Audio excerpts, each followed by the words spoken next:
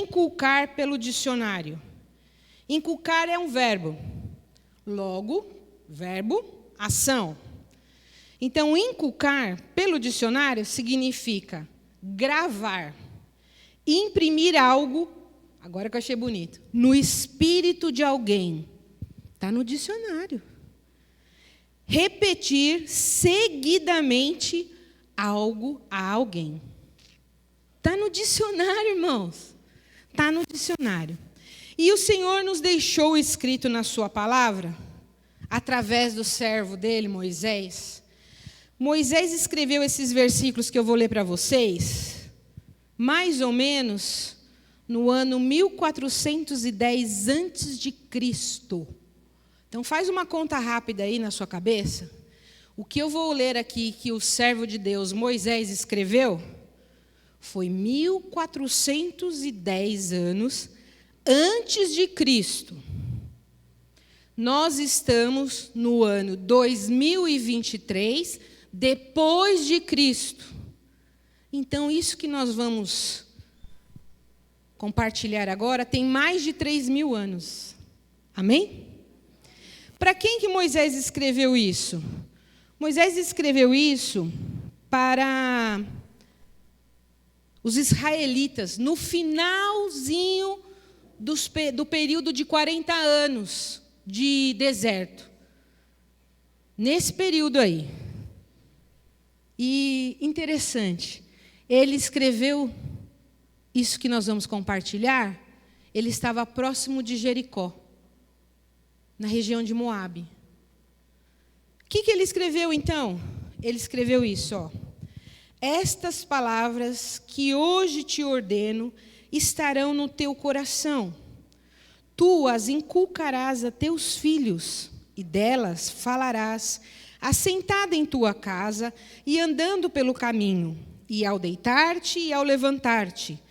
Também as atarás por sinal na tua mão, e te serão por frontais entre os teus olhos.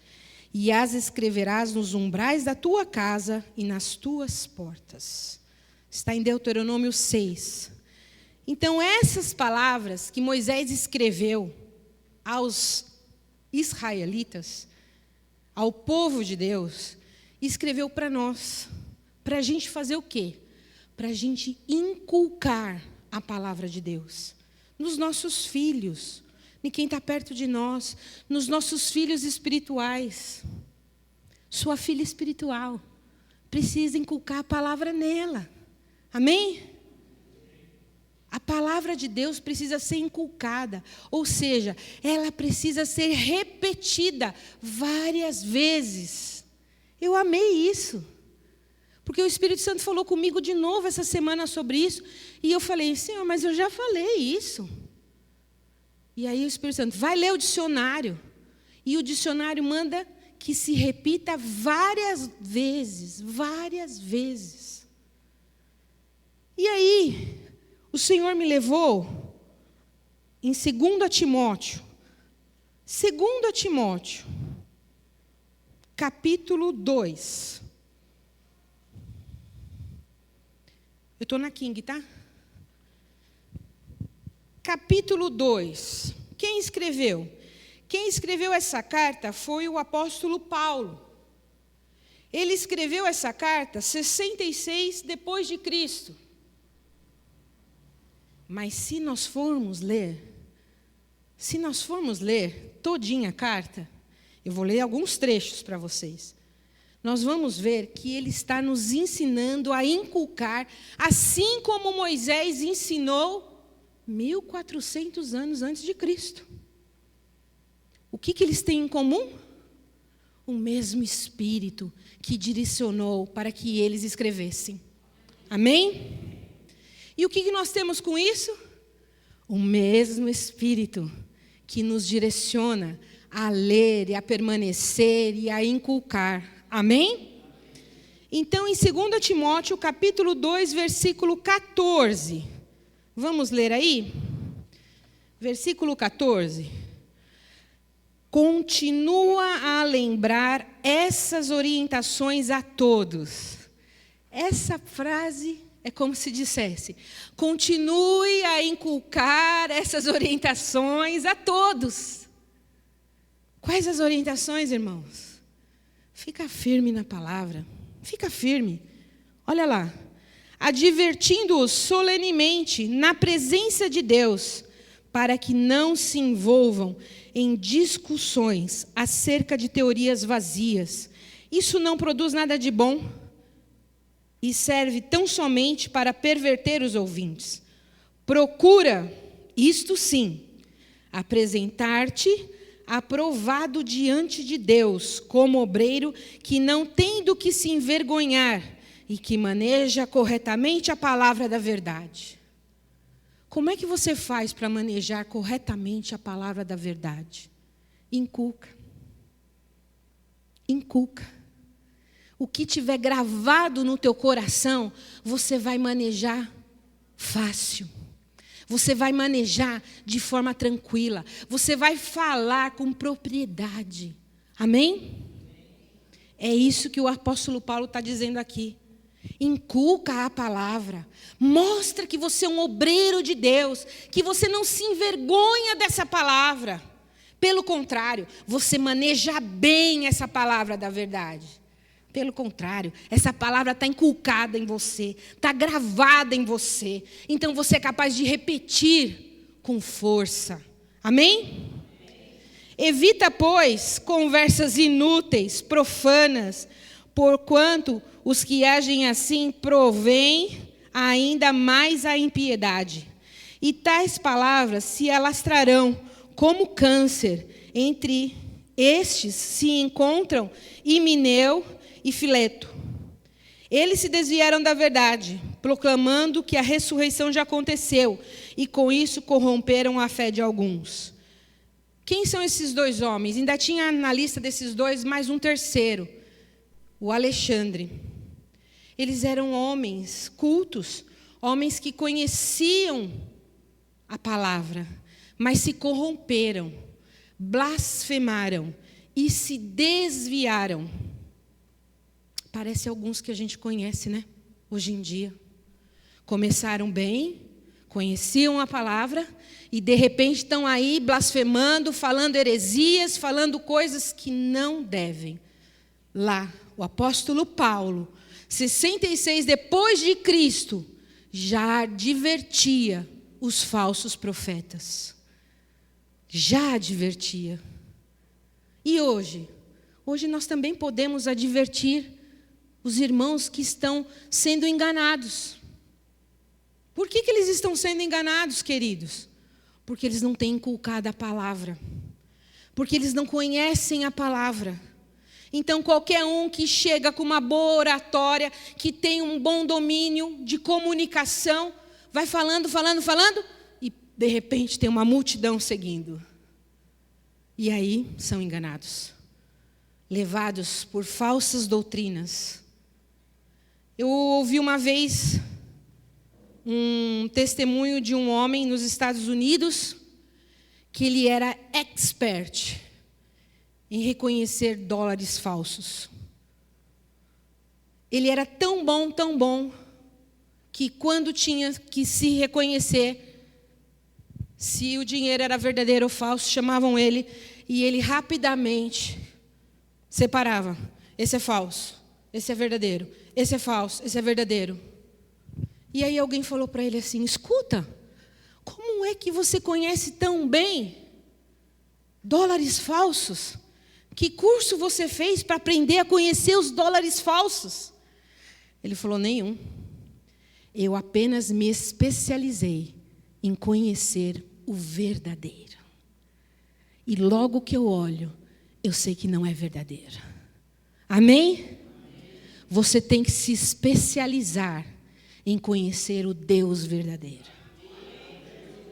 É isso que você tem que conhecer, o Deus verdadeiro. Porque assim, logo que te apresentarem algo, como se fosse do Deus verdadeiro, você vai falar: não, isso não é do Deus verdadeiro.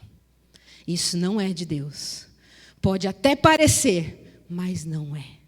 Eu conheço, tenho inculcado o que é do Deus verdadeiro. Amém? Contudo, o firme fundamento de Deus permanece inabalável e autenticado com esse selo. Olha que lindo que é de Deus. Olha que maravilhoso que é de Deus. O que é de Deus, irmãos, pode ser falado que não é, pode ser criticado, pode ser atingido com tantas coisas. Mas o que é de Deus permanece inabalável. Permanece, vai permanecer. A gente tem ouvido tantos rumores. Vão mudar isso, vão mudar aquilo, vão fazer aquilo, vão tirar aquilo, vão pôr aquilo. Irmãos, está aqui, ó. O que é de Deus vai permanecer inabalável. Amém? E o Senhor vai autenticar com este selo. O Senhor conhece os seus e aparta-se da injustiça todo aquele que professa o nome do Senhor. Aparta-se.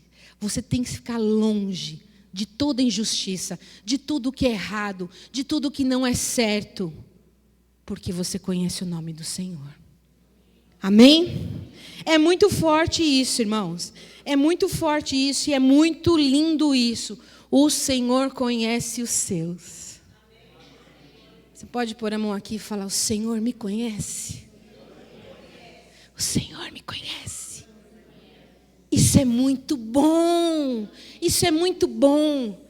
Porque quando alguém fala algo de você, falar uma mentira sobre você, ou uma calúnia sobre você, você põe a mão e fala: o Senhor me conhece. Tem o selo dele sobre mim. Amém? Agora abra aí, continuando, 2 Timóteo, capítulo 4. Você veja que lá no capítulo 2, ele fala: eu continuo a te lembrar as orientações. E no capítulo 4, também, só que com um diferencial, ele está nos encorajando. Diz assim, capítulo 4, versículo 1. Eu te encorajo solenemente na presença de Deus e de Cristo Jesus, que há de julgar os vivos e os mortos por ocasião da sua manifestação pessoal e mediante o seu reino. O que ele está te encorajando a fazer? Prega a palavra. Insiste a tempo e fora de tempo.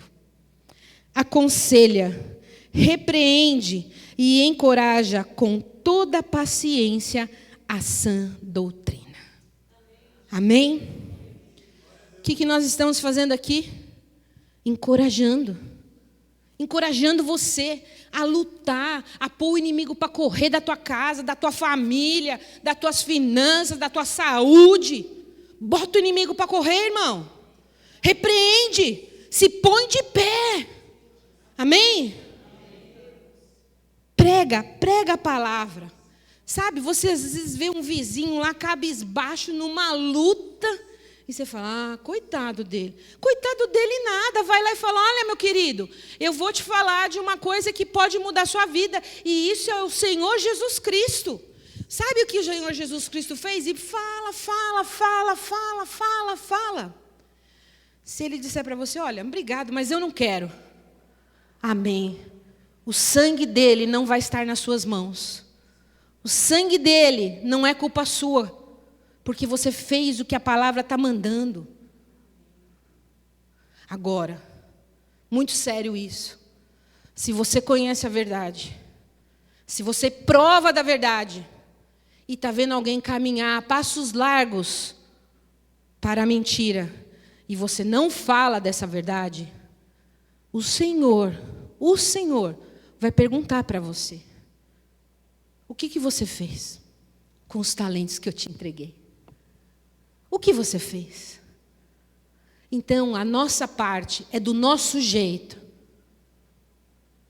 Se a gente manejar melhor, a palavra vai ser melhor. Mas da forma que couber a nós fazermos, precisamos fazer.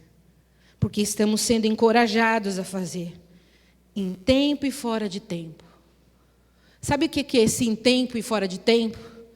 É aquelas pessoas que ficam assim, preciso esperar uma oportunidade. Pode ser que essa oportunidade não chegue. E essa pessoa seja cometida de algo que não permita que ela te ouça depois. Então, é em tempo e fora de tempo. Ou seja, a qualquer momento, você está diante de alguém, fale do Deus que você ama. Fala do Deus que você serve. Fala. Se te der ouvidos, amém. Se não te der ouvidos, amém também, porque você fez o que o Senhor pediu para você fazer. Isso que é importante. Repreende e encoraja com toda a paciência a sã doutrina. Isso é para nós. Entre nós. Repreende. Se você vê alguém que não está fazendo algo direito, chama, irmão, vem cá, deixa eu te falar um negócio.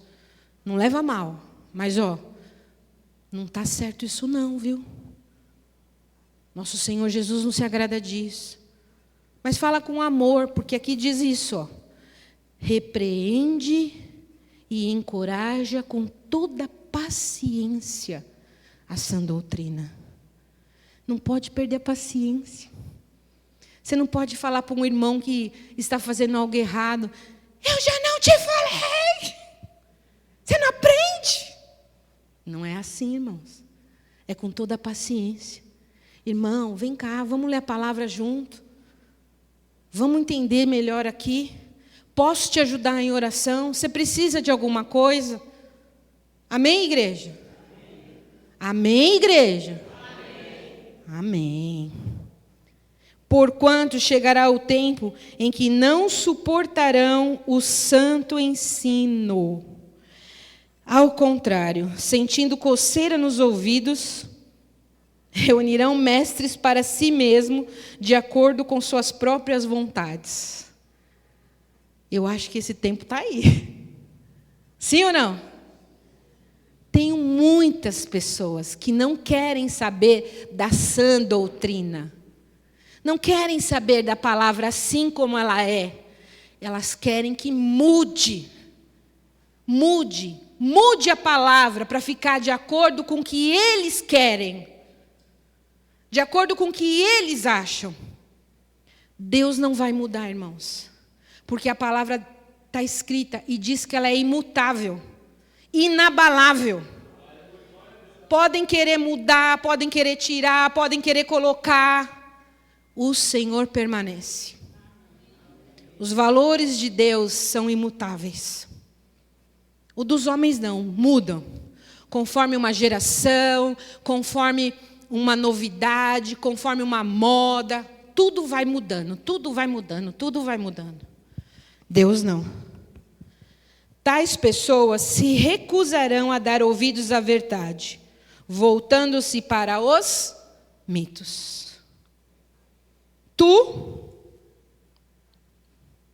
Tu, no entanto, ser equilibrado em tudo. Amém, igreja? Ser equilibrado em tudo. Sabe quando mandou ensinar com paciência? É porque quem tem falta de paciência é desequilibrado. E a palavra fala assim, seja equilibrado. Eu tenho pavio curto. Não está na palavra, não. A palavra fala para você ser equilibrado. Tu, no entanto, ser equilibrado em tudo. Eita Deus, era hoje que era para eu vir? Era. Era hoje que era para você vir.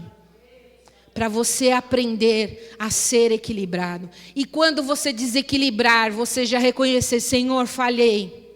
Falhei contigo em primeiro lugar. E depois com a pessoa que eu fui desequilibrado. Com a pessoa que eu não fui manso. Com a pessoa que eu não tive paciência.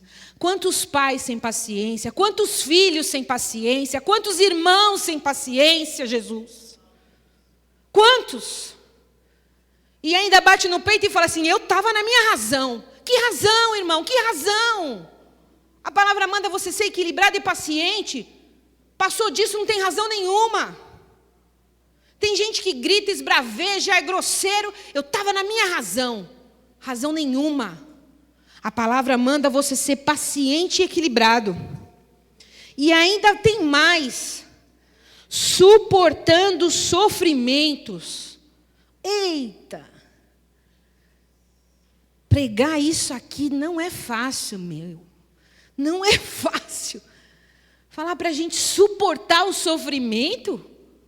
Nossa, eu não pensei que eu vim aqui, eu ia ouvir. Nossa, queridos, Deus vai estar com você no sofrimento. Mas só que aqui ele diz e reforça e fala novamente que você tem que suportar o sofrimento. Não deixar o sofrimento te engolir. Não deixar o sofrimento te tirar do caminho. Não deixar o sofrimento acabar com a sua perseverança. Não deixar o sofrimento tirar a tua paciência. Não deixar que o sofrimento tire o teu equilíbrio. Porque ele diz, suporta os sofrimentos. Suporta os sofrimentos. Faze a obra de um evangelista e cumpre o teu ministério. Faze a obra de um evangelista. É você falar de Deus em tempo e fora de tempo. E você não precisa ser pastor. Você não precisa ser diácono. Você não precisa ser um obreiro. Você não precisa de nenhum cargo eclesiástico para fazer a obra, para ser um evangelista, para falar do evangelho, para suportar o seu sofrimento e cumprir teu ministério. Tem tanta gente que eu conheço que diz assim, quando as coisas melhorarem, eu vou cumprir meu ministério. Está errado, irmão. Você tem que cumprir teu ministério agora, é hoje, é em tempo e fora de tempo. É se você está feliz e se você também não está feliz. O teu ministério é teu. O teu ministério é teu. O Senhor não deixa ninguém sem fazer nada. Sabia disso? O Senhor não chama você só para você ouvir a palavra e ficar assim, cheinho de palavra. Ai, estou cheinho da palavra. Para quê? Porque o Senhor tem um ministério na tua vida. E Ele quer que você cumpra isso. Se você se envolva. Irmãos, eu fui de muitas igrejas ao longo da minha vida. Muitas. Mas em nenhuma igreja eu chegava e ficava parada. E uma vez que a gente estava participando de uma igreja grande, bem grande, parecia que os ministérios lá estavam tudo lotado, não tinha nada para fazer. Eu cheguei e falei para o pastor, pastor, eu quero fazer alguma coisa, ajeitar as cadeiras, sei lá, fazer alguma coisa. Por quê? Porque quem é chamado por Deus não fica parado. E Deus não chama ninguém parado. Amém? Se você for olhar todos os homens e mulheres que foram chamados por Deus, eles estavam fazendo alguma coisa, estavam trabalhando para Deus. Os desocupados não são chamados. São chamados aqueles que querem se envolver, aqueles que estão querendo trabalhar mesmo. Amém? Cumpre o teu ministério, cumpre o teu ministério. Aí você vai me dizer, mas como eu posso cumprir o meu ministério? De que maneira? Não me sinto forte, não me sinto capaz, eu não sinto isso, eu não sinto aquilo. Irmão, já vou falar para você, hein? Servir a Deus não é sentimento, é obediência. Se você sente ou se você não sente, eu não sei. Mas eu sei que servir a Deus é obediência. Permanecer em Deus é obediência. Perdoar é obediência. O coração do homem é enganoso. Se você for se basear em sentimentos, você vai se dar mal. Você precisa se basear no que Deus quer. E olha lá, como que você vai conseguir tudo isso? Volta um pouquinho. 2 Timóteo, capítulo 1. Aleluia. Tem alguém aqui nesse culto hoje? Ai, amém. Glória a Deus, Jesus. Nós estamos aqui, Senhor. Está difícil, está ardendo no lombo, mas nós estamos aqui. Nós estamos aqui, Deus. Está ardendo, mas é para arder mesmo, irmão. Chega em casa, você ora que sara, mas é para arder mesmo. Porque se não arder em você, significa que você não está aprendendo nada. Se não te fizer pensar, se não tiver falar, uau, você não está entendendo nada. A palavra é para a gente ficar mesmo mexido. A palavra é para a gente falar, meu Deus, como eu preciso disso. Meu Deus, como eu preciso melhorar. Meu Deus, como eu estou falhando. Senhor, me ajuda. E agora vem a parte boa. 2 Timóteo 1, versículo 7. Vamos ler, vamos escrever esse versículo na porta da geladeira, no espelho, não sei aonde você olha, mas aonde você olhar. Porquanto Deus não nos deu um espírito de covardia. Amém? Sabe o que está englobando essa palavra covardia? Está englobando muitas coisas. Está englobando medo. Está englobando timidez.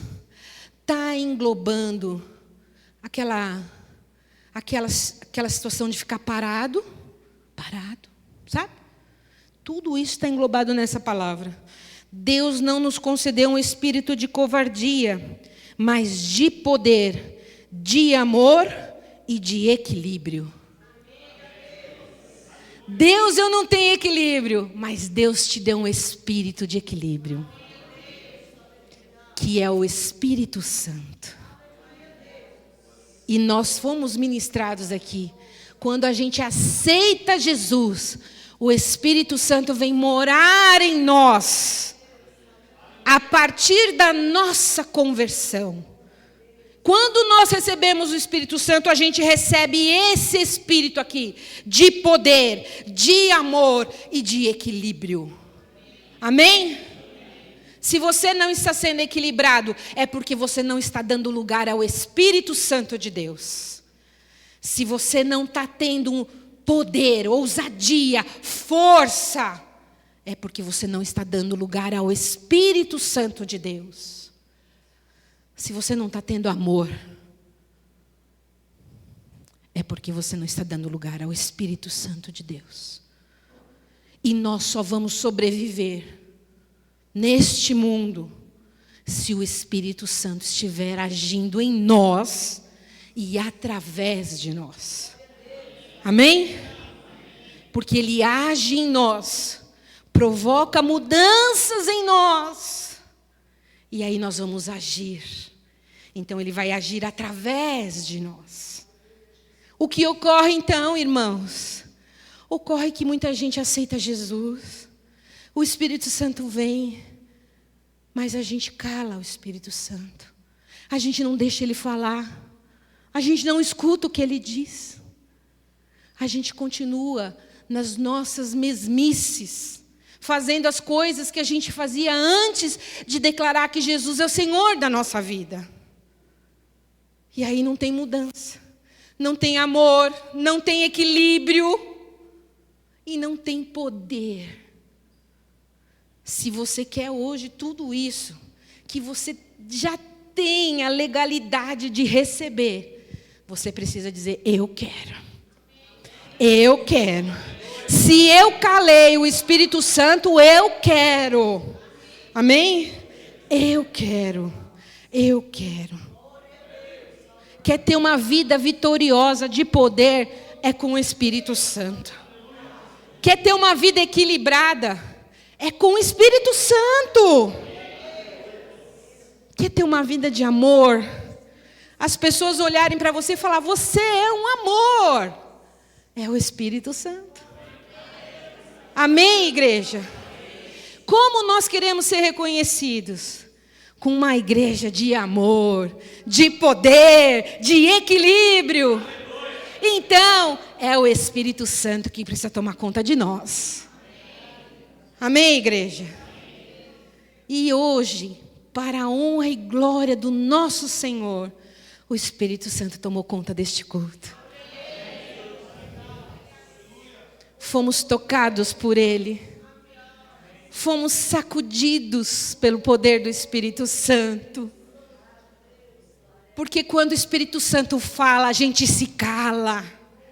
Quando o Espírito Santo geme, a gente se cala. Porque quando o Espírito Santo intercede por nós, Ele leva ao Pai o que nós não conseguimos falar. Por isso uma igreja que ora, e a manifestação do Espírito Santo é derramada, ora em línguas, e o fluir do Espírito acontece, é uma igreja de poder. Porque é uma igreja que o Espírito Santo está levando a Deus as orações. Então nós precisamos clamar por isso. Uma igreja viva no Espírito. Uma igreja que se arrepende, que pede perdão, que quer comunhão, que quer a presença de Deus, amém? Fora disso, irmãos, é só agrupamento de pessoas. Fora disso, é só agrupamento de pessoas. E o Senhor não quer isso para nós. Amém? Hoje nós vamos para casa. E nós vamos pensar grandemente no culto que nós prestamos a Deus. Quando eu estava ali de joelhos no início do culto, eu só falei: Senhor, que possamos te agradar. Que possamos te agradar, que possamos te agradar, que possamos te agradar, Deus. Que o Senhor se alegre com o nosso culto, Pai.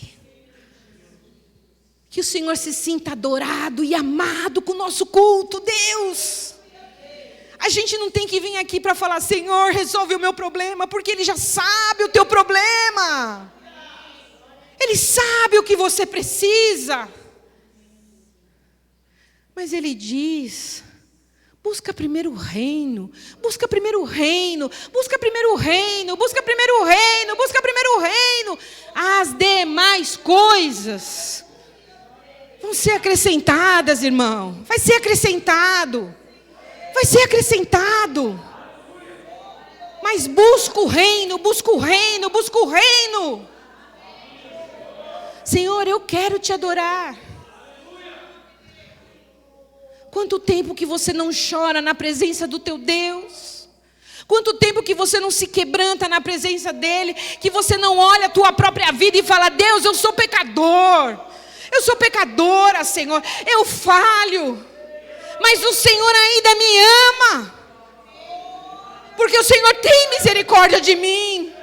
O Senhor fala comigo. O Senhor me instrui. O Senhor me dá um lugar de comer e beber. De me alimentar, para mudar, irmão. Se você vier aqui na igreja e prestar só aquele cultinho, tua semana vai ser igualzinha. Mas se você prestar o culto, a adoração, o teu melhor, vai ser a semana. A semana. Porque na presença dEle nada é igual. É tudo sobrenatural, irmãos. É sobrenatural. Amém, igreja? Deus pode ouvir o teu glória a Deus. O teu louvado seja, Senhor, da minha vida. Pai, tira de mim, Senhor, tudo que não te agrada. Se eu não sei tirar, então tira, Deus. Mas eu quero esse espírito de poder, de amor e de equilíbrio. Amém, igreja? Glórias ao nome de Jesus. Amém.